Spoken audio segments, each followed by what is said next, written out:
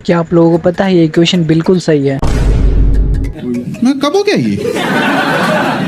कब हुआ कब? चलिए मैं प्रूफ करके दिखाता हूँ। कैमरामैन जल्दी फोकस करो। ऑफ कोर्स मैथमेटिकली तो ये गलत होगा, अब आए ना लाइन पे।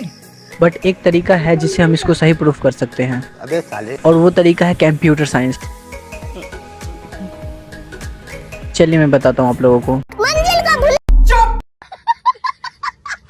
तो अगर आप लोगों को कंप्यूटर सॉफ्टवेयर की बेसिक नॉलेज भी है तो आप लोगों को पता होगी कंप्यूटर 1 2 3 ऐसी गिनती या फिर कोई भी अल्फाबेट्स नहीं समझता है। उसको बस 2 वोल्टेजेस समझ में आती है, हाई वोल्ट और लो वोल्ट। हाई वोल्ट को अपने लोग 1 से डिनोट करते हैं और लो वोल्ट को 0 से डिनोट करते हैं। मतलब कंप्यूटर सिर्फ 0 और 1 समझता है। अच्छा, हमको सिखा रिया है। देखो एक्चुअली होता ऐसा है कि कंप्यूटर सिस्टम हमारे द्वारा दिए गए इंस्ट्रक्शंस को कंप्यूटर लैंग्वेज में ट्रांसलेट कर देता है, जिससे कंप्यूटर हमारी लैंग्वेज को समझ पाता है। और फिर कंप्यूटर जब उसको प्रोसेस कर लेता है तो फिर वो ट्रांसलेटर रिजल्ट को हमारे लैंग्वेज में ट्रांसलेट कर देता है।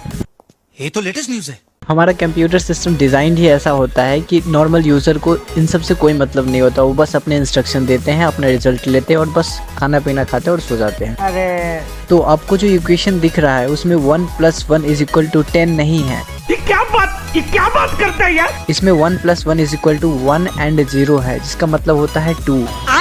बाइनरी में हम 2 को 1 and 0 से डिनोट करते हैं। तो किसी भी नंबर को बाइनरी में चेंज करने के लिए हमें पहले ये वाली टेबल बनानी होगी। बाई का मतलब होता है 2, तो हम 2 लिखेंगे और इस पे पावर्स डालेंगे 0 1 2 3 4 5 ऐसे। अब मैंने पावर्स के साथ 2 की वैल्यू लिख दी है नीचे और बस हमारा काम बन गया। अब हमें जिस भी नंबर को चेंज करना होगा बस इस वैल्यू के हिसाब से उसको बना दो और बाकी सारे जगह पे जीरोस लिख दो ऐसे।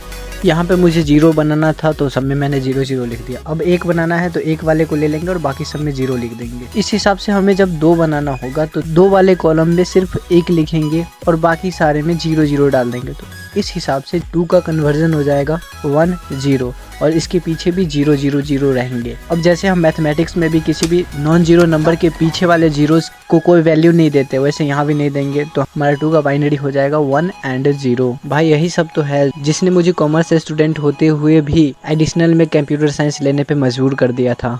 वाह क्या एक्टिंग कर रहा है।